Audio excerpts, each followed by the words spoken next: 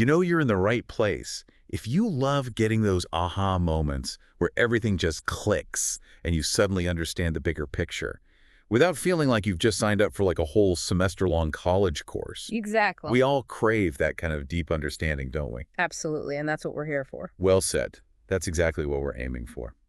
Today, we're diving into a really foundational part of American history, something that touches so many other events and themes to the United States Army. It's a huge topic. It is, and to really get a handle on it, we've gone through a bunch of material, detailed histories, structural breakdowns, you name it. Trying to distill it down. That's it. To the most crucial and honestly the most compelling parts of the story, our goal is simple: to give you a solid, insightful understanding of where the U.S. Army came from, how it's changed over centuries, and why those changes matter even today. The why is so important. It really is, because it's not just about dates and battles. It's about understanding the forces that have shaped this institution. Okay, so let's get to it. The story really begins at a very specific point, June 14, 1775. This is when the Second Continental Congress made a pivotal decision. To establish the Continental Army. Right. We all learn about that in school, but think about what was going on then. Tensions with Great Britain were at a boiling point. Things were really coming to a head. Totally. Yeah. And the American colonies realized they needed a unified military force to defend themselves against this much larger, more established power. It was a huge gamble. In some ways it was, but this move wasn't just about raising an army. It was a declaration of their intent to stand together and fight for their ideals. Statement of unity. Exactly. And just the next day, June 15th, another crucial decision was made. George Washington. Right. George Washington was unanimously chosen to be the commander-in-chief. It's hard to imagine anyone else in that role. Isn't it? He just seems so inseparable from that period. But here's something that's often overlooked: the makeup of that first Continental Army. It wasn't a homogeneous group by any means. You had a real mix of people from all walks of life. Right. Many were young, came from poorer backgrounds, and there were a lot of Irish and German immigrants in the ranks too. And about 1 in 10 of those early soldiers were African American. That's right. This mix, while it certainly had its own internal challenges, fostered a sense of shared purpose against a common adversary. A theme we see repeated throughout the Army's history. You're absolutely right. So the Revolutionary War ends successfully, and you'd think the Continental Army would just continue right. It seems logical. It does. But the early American Republic had a deep distrust of standing armies. They were wary of centralized military power. There was a fear that it could infringe on their newly won liberties. So the Continental Army was mostly disbanded. They opted for state militias and a very small regular army instead. Right. They thought that would be enough. But this approach had some serious weaknesses. And that became very clear very quickly. It did. There's a pivotal event that exposed those weaknesses. St. Clair's defeat in 1791. This was a devastating loss against a coalition of Native American tribes in the Ohio region. In the Northwestern Confederacy? Right. And it was a real wake-up call for leaders like President Washington and Secretary of War Henry Knox. They realized a well-trained professional standing army was essential. Absolutely essential. Not just desirable, but essential for the nation's security and its ability to project its authority. It was a turning point. It was. Out of that loss came a major shift. They disbanded what was left of the Continental Army, and in 1791, they created something new, the Legion of the United States. And this wasn't just a name change. No, it was a fundamental rethink of how the military should be structured and commanded. They based it on the ideas of Henry Bouquet and Maurice de Saxe. Right, two influential 18th century military thinkers. Bouquet emphasized discipline and combined arms tactics, and Saxe advocated for more adaptable battlefield formations. Practical approaches to make a more effective fighting force. Exactly. And to lead this new legion, they chose Anthony Wayne. A hero of the Revolutionary War. He was brought out of retirement to take command. And the training for this legion was very intentional. They spent the winter of 1792 to the spring of 1793 at a place called Legionville. On the banks of the Ohio River in what's now Pennsylvania. Right. The focus was on developing military skills, refining tactics for the American frontier, and building discipline. This period of intense training is seen as a key factor in their later success. And that success came at the Battle of Fallen Timbers in 1794. A decisive victory in the Northwest Indian War. Wayne used wilderness operations techniques that had been developed earlier, and the training at Legionville proved its worth. It was a turning point in the conflict. This victory led to the Treaty of Greenville in 1795, which brought some peace to the Ohio frontier and importantly, opened up land for American settlement. Showing the effectiveness of the Legion. Exactly. Yeah. And in 1796, the Legion of the United States was officially renamed the United States Army, the name we know today.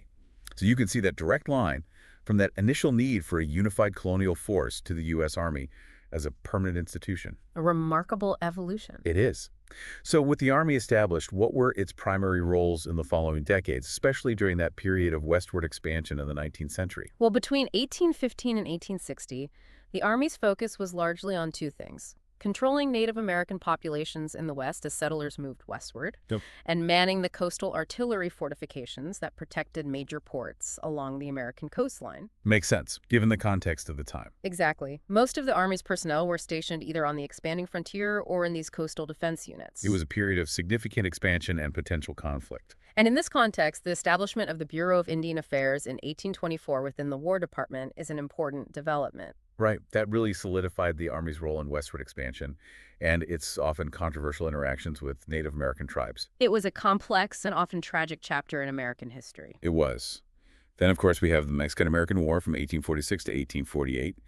How did this conflict impact the still relatively young U.S. Army?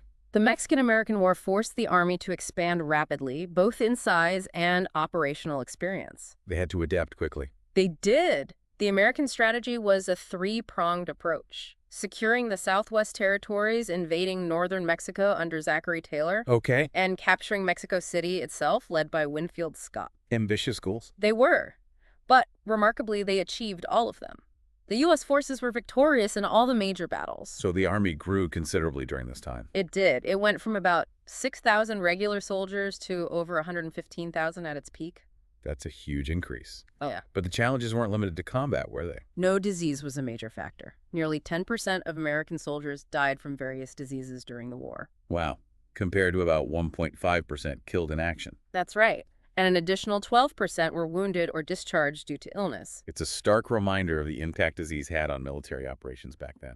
Absolutely. Okay, moving on to what is arguably the most defining conflict in American history, the Civil War.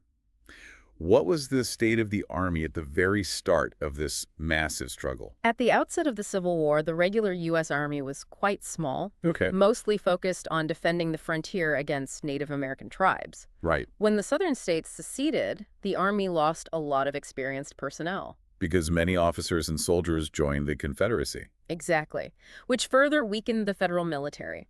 Then the Confederate attack on Fort Sumter in April 1861 officially started the war. And both sides had to scramble to raise armies. They did.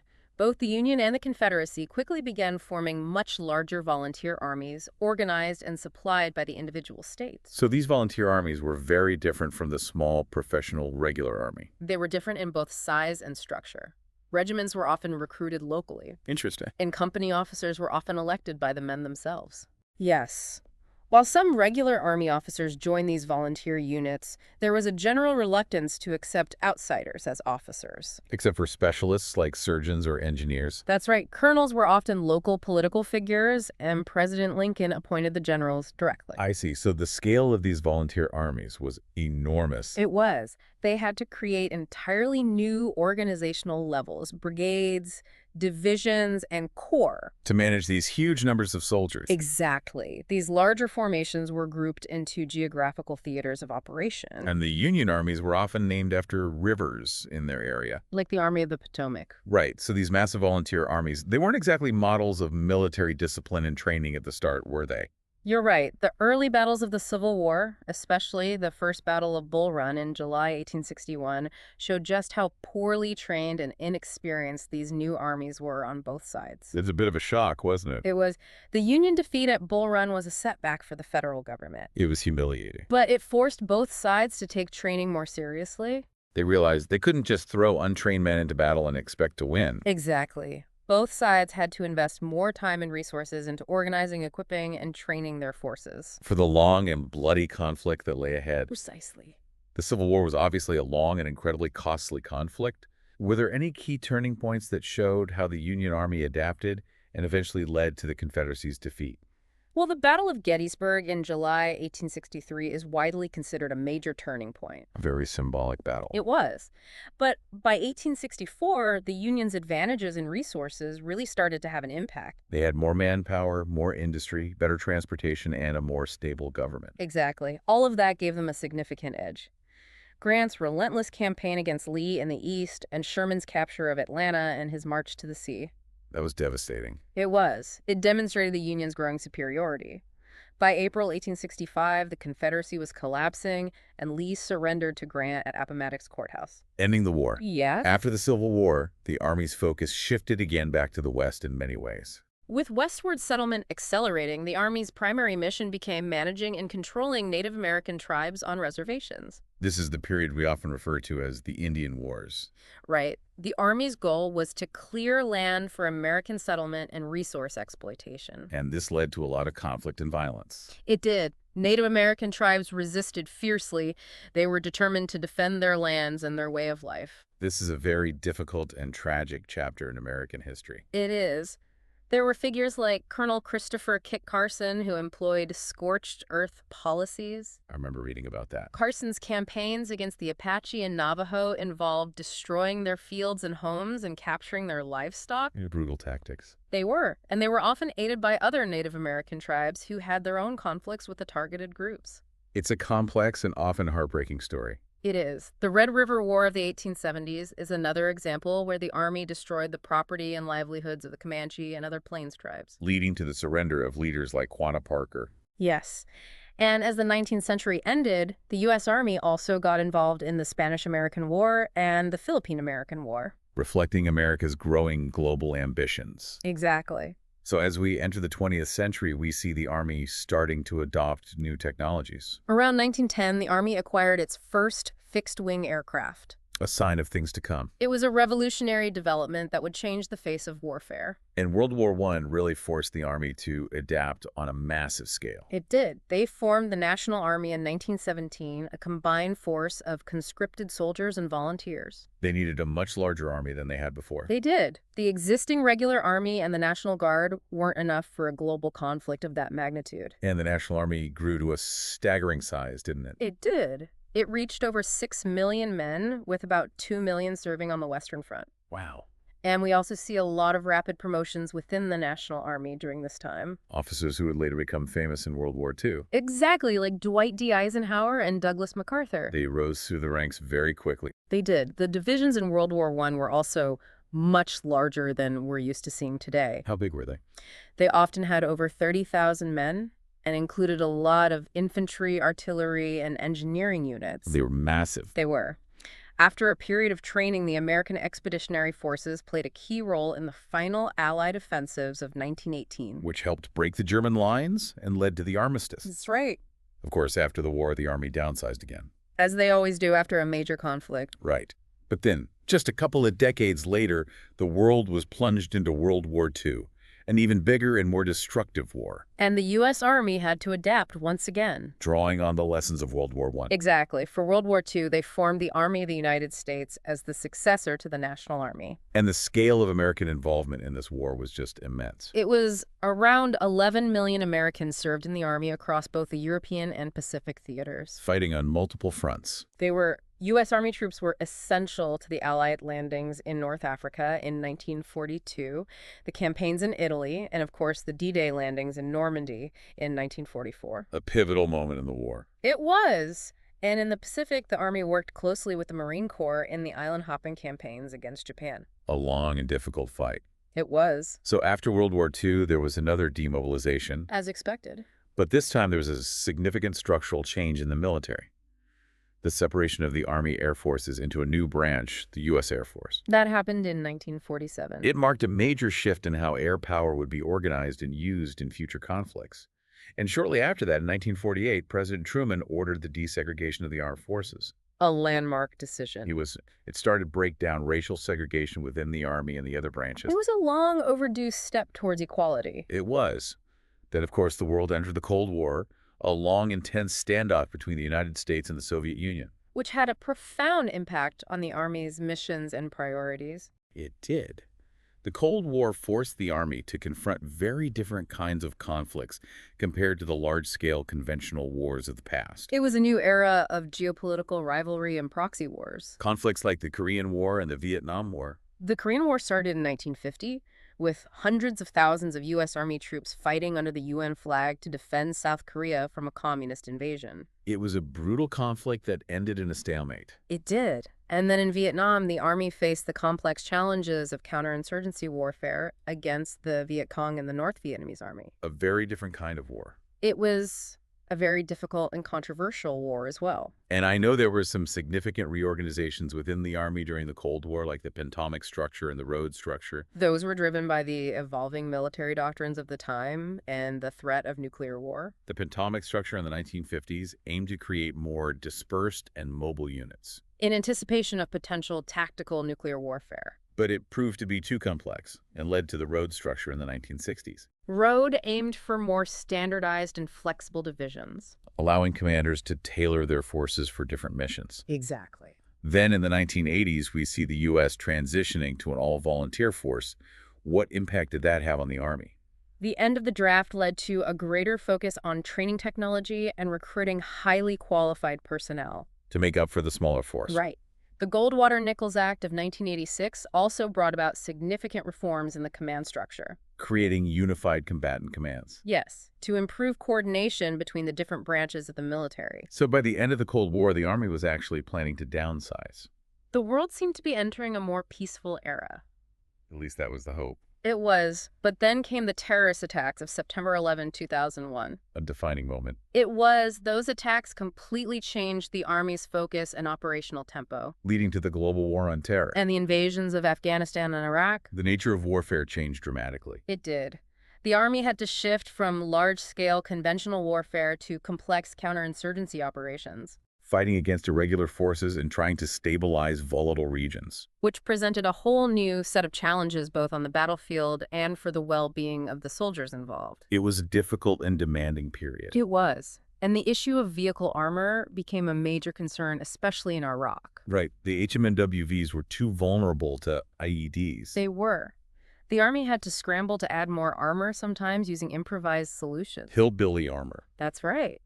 But eventually they started replacing HMMWVs with MRPs. Much more heavily armored vehicles. Designed specifically to withstand IED attacks. So looking at the Army today, what are its main modernization priorities?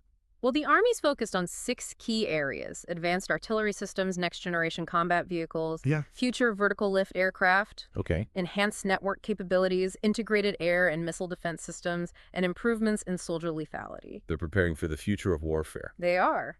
Investing in new technologies and capabilities to maintain a technological edge in a complex and uncertain world. And how is the Army structured today in terms of its components? The U.S. Army today has 3 main components: the regular Army, the Army National Guard, and the Army Reserve. Okay, so the regular Army is the full-time active duty force. Right. And the National Guard and Reserve are primarily part-time soldiers who train regularly and can be called up for federal service. They provide a crucial reserve capacity. They do. The regular Army and the Reserve operate under Title 10 of the U.S. Code. And the National Guard is under Title 32. But the National Guard can be federalized and brought under federal command when needed. So they have a dual role. They do, serving both their states and the nation. That's interesting. And what about training for soldiers in the Army today? Training is divided into individual and collective training. Okay. Individual training includes basic combat training and advanced individualized training where soldiers learn their specific job skills. So they're prepared for their military occupational specialty. Right. And collective training focuses on unit-level skills, culminating in large-scale exercises at combat training centers. Where they practice for real-world combat scenarios. Exactly. The Army also has the new Army Combat Fitness Test, or ACFT, to assess soldier fitness. A more demanding test than the old one. It is designed to be more relevant to the physical demands of modern combat.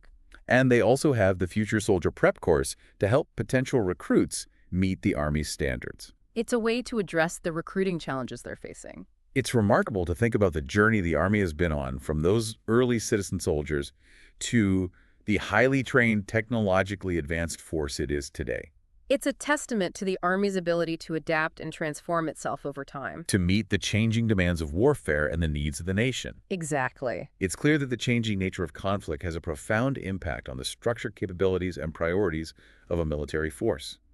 What future adaptations might be necessary as warfare continues to evolve in the 21st century? That's a big question, one that military planners are grappling with constantly. It's something for all of us to consider as we think about the future of the U.S. Army. It is. If you found any particular aspect of the Army's history that we talked about today especially interesting, I encourage you to dig deeper. There's so much more to explore, and this deep dive has just scratched the surface. It's a fascinating and complex history. It is. Thanks for joining us on this deep dive into the United States Army. It's been a pleasure. Until next time, keep diving.